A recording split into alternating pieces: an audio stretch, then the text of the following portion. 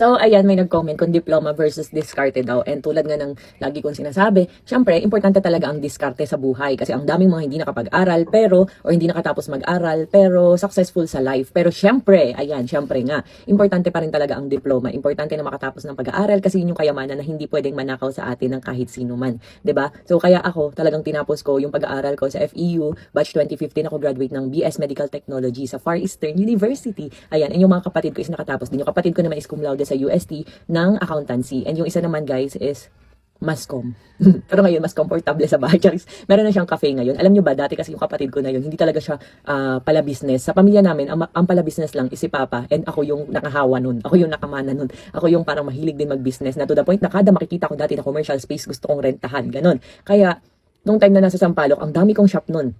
May pet shop, ang Living's Cage Restaurant, nagkaroon din ng milk teahan, fish store, ukayan, samgyupsalan, spa, na nag-hair kineme, lahat. And alam nyo guys, dun sa spa, alam ko lahat gawin. Like yung rebite, mga mag-makeup, ano pa ba, mga mag-maniped, foot spa. Nagpo-foot spa ako ng customer, nagmamassage din ako, ganyan. Nagmamask lang ako kasi medyo kilala na ako nun sa Blue Up. So, medyo nakakaano, yung parang sabihin, ba't ito bigla? Parang ganon. So, sa Cage Restaurant naman, ako rin yung naghuhugas ng pinggan. Pero syempre may staff ako, pero nakikihugas ako ng pinggan, nakikimap ng sahig, nakikiluto, nakikisaing, nakikiprepare ng food, nakikiserve. So, lahat ng mga binibusiness ko is alam kong gawin. Ultimo yung sa milk tea shop, alam ko rin magtimpla. Yun sa milk tea kasi dati may milk teahan si Nathan sa Kalawan.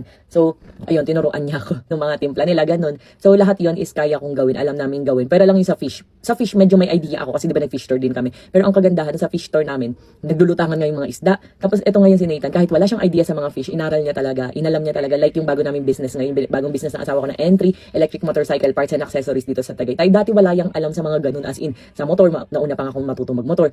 So, wala siyang idea ng mga motor-motor or e-bike ganyan. Pero guys, pagka bumili kayo ng e-bike sa amin, binigla nagtinda. Talagang makikita nyo na ang daming alam ng asawa ko. May explain niya talaga yung parang from head to toe ng e-bike, ganun. Saka yung mga parts and accessories.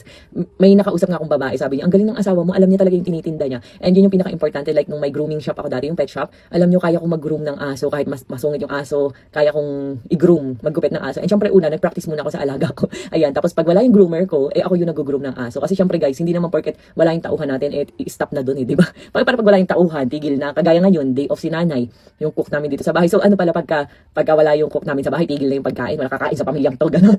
So ayun, pero sabi ko nga sa inyo, importante pa rin talaga na may diploma, yung may pinag-aralan, nakatapos ng pag-aaral. Kasi ngayon yung bagay na hindi mananakaw sa inyo or hindi makukuha sa inyo ng kahit sino man, and dadalhin nyo yan hanggang sa kamatayan, di ba? So importante talaga yun. Kasi, for example, ako, may knowledge ako sa pagme-medtech. Marami akong alam.